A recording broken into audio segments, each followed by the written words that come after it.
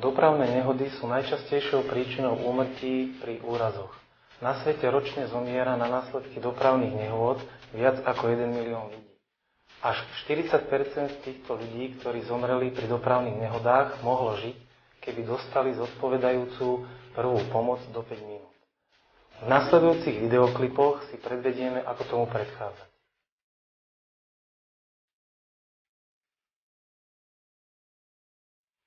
Pri dopravných nehodách býva často poranená krčná chrbtica, preto je najskôr potrebná jej stabilizácia.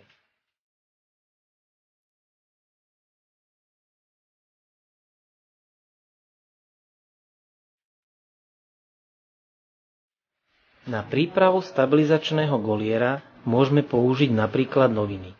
Tieto po dĺžke 3-krát zložíme a zabalíme do šatky, košele alebo svetra a naložíme odzadu na krk zranenej osoby a konce zviažeme.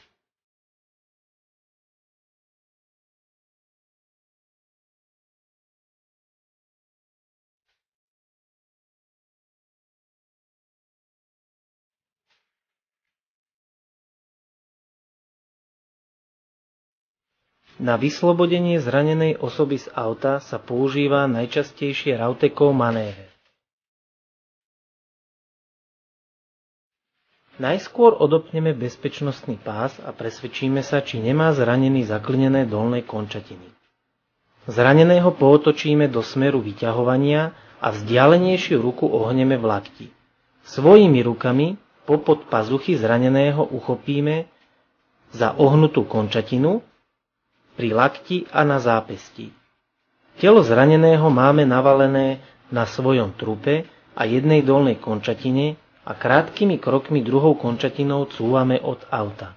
Po vyslobodení zraneného uložíme na chrbát na rovnú podložku a prikryjeme termofóliou.